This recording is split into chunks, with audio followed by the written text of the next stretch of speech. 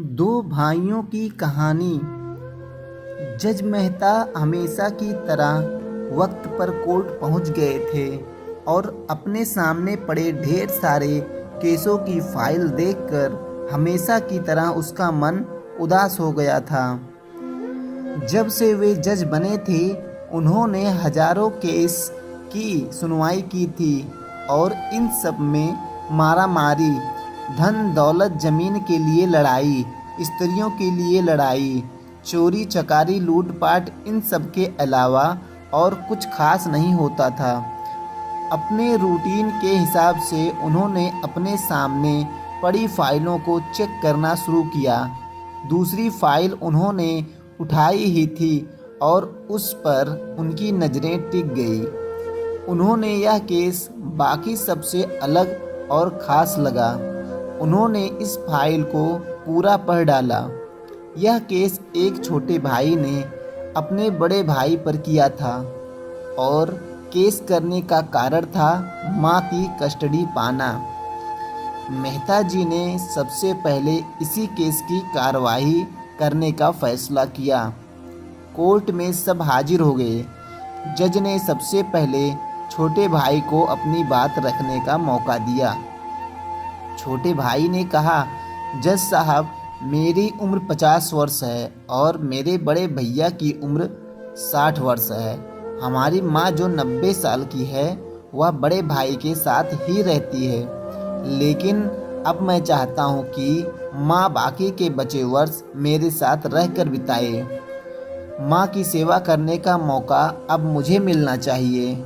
मैंने बड़े भैया को काफ़ी समझाया कि अब आपकी उम्र हो चली है, अब आपकी सेहत भी अच्छी नहीं रहती और आप दिल के मरीज भी हैं।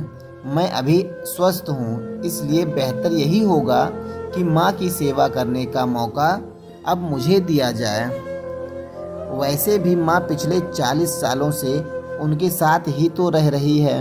क्या मेरा हक नहीं बनता कि माँ मेरे साथ भी रहे? लेकिन बड़े भैया हैं कि इस बात को मानने के लिए राजी नहीं हैं, इसलिए मजबूरी में मुझे उन पर केस करना पड़ा। अब बड़े भाई की अपनी बात रखने की बारी थी। बड़े भाई ने कहा, यह बात सच है कि मेरी उम्र 60 साल है। यह बात भी सच है कि अब मेरी सेहत पहले जैसे नहीं रहती, लेकिन उतना सच यह भी है कि मैं सिर्फ जिंदा रह पा रहा हूँ तो इसलिए क्योंकि मेरी माँ मेरे पास है।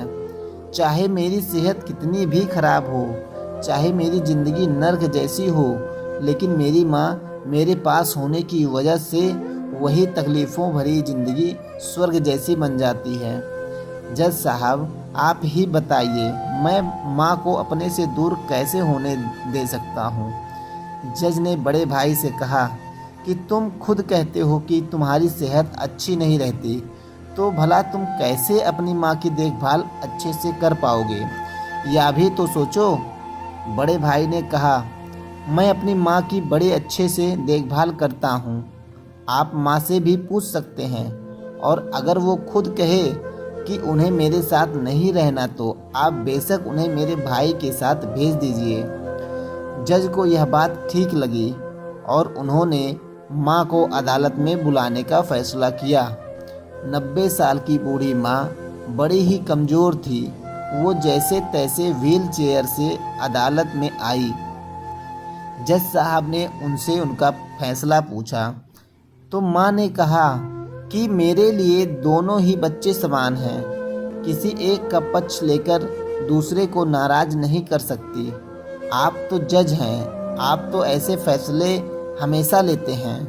आप जो भी फैसला लेंगे वह मेरे लिए आखिरी फैसला होगा और मैं चुपचाप उसे मान लूँगी।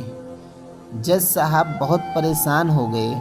उन्होंने अपनी पूरी ज़िंदगी में ऐसा अनोखा केस कभी नहीं देखा था। हमेशा तो भाई अपने माता पिता को एक दूसरे पर थोपते, एक कहता तुम रखो तो दूसरा कहता तुम ही रखो। जज का आश्चर्य तब और भी ज़्यादा बढ़ गया जब उन्होंने पता चला कि माँ के पास दोनों बेटों को वसीयत में देने के लिए फूटी कौड़ी भी नहीं थी। बड़े सोचने विचारने के बाद जज ने फैसला किया कि माँ को अब छोटे भाई को सौंप देना चाहिए। ये फैसला सुनते ही बड़ा भाई जमीन पर बैठ पड़ा और फूट फूट कर रो पड़ा। उसे रोता देख कोर्ट में हाजिर सभी के साथ जज की भी आंखों में से आंसू आ निकले। दोस्तों, अपने भाई भाई की लड़ाई बहुत देखी होगी, लेकिन जैसे इन दोनों भाइयों ने अपनी माँ के लिए लड़ाई की, वैसे अनोखी लड़ाई कभी नहीं देखी होगी। इस कहानी से और इन दोनों भाइयों से हमें सीखना चाहिए कि अपने माँ बाप का कर्ज कैसे उतारा जाता है और माँ बाप की सेवा कैसे निस्वार्थ भाव से की जाती है। तो दोस्तों, ये कहानी आप लोगों को कैसी लगी हमको कमेंट में ज़रूर बताइएगा और सब्सक्राइब करना मत भूलिए। हम मिलते हैं दूसरे कहानी में, तब तक के लिए जय हिंद दोस्तों।